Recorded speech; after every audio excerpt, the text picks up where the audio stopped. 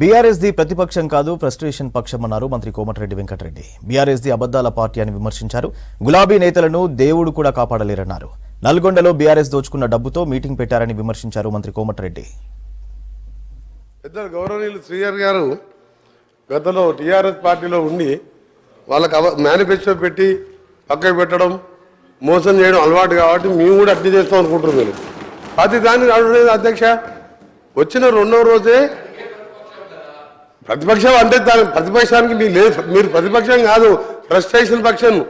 అధికారం పోయింది, ఏం చేయాలి అంటున్నాడు మా రేవంత్ రెడ్డి గారు కాదు, మన హరీష్ రావు గారు అంటున్నారు నేనే సీఎం అయితే అని.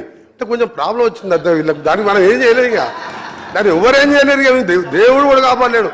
ఒక్క నిమిషం సార్, దేవుడు కూడా కాపాడలేడు వీళ్ళని, దేవుడు కూడా కాపాడలేడు. రాక రాక నలగొండకు వచ్చింది అధ్యక్ష. మన వర్షాలు లేక ఇబ్బంది పడుతున్నాం, మంచినీళ్ళు జగన్మోహన్ రెడ్డి బిర్యానీ తినిపించిండు, రాసిచ్చిండు. వస్తా అధ్యక్ష, వస్తా వీళ్ళ ఎమ్మెల్యే అధ్యక్ష. ఎంత ఐరన్ లేక అంటే వీళ్ళ పార్టీ వస్తా పాప 38 ఏళ్ళ ఓంకువాడు సార్.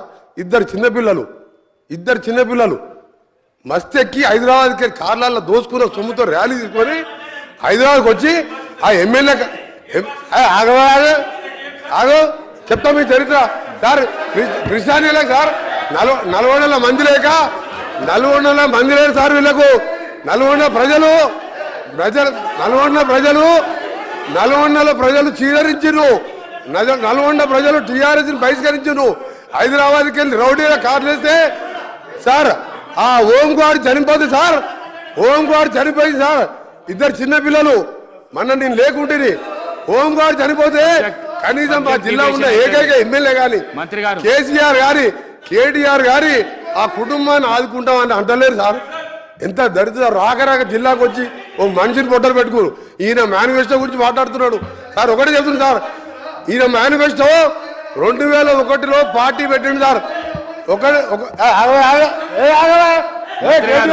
నీ దుకాణం మంది మంత్రి గారు దుకాణం మంది సార్. ఒకటి సార్ అసలు పాయింట్కి వస్తున్నా సార్, అసలు పాయింట్కి వస్తున్నా. అరే మీ చరిత్ర చెప్తా సార్. 2001లో సార్ కేసీఆర్ గారు పార్టీ పెట్టిండు సార్. పార్టీ పెట్టినప్పుడు ఏం చెప్పిండు సార్, ఈ రాష్ట్రానికి మొదటి ముఖ్యమంత్రి దళితుడే. కేసీఆర్ మాట అంటే మాటే, ఆ మాటకి కాకుండా నా తల తీసుకుంటా అన్నాడు.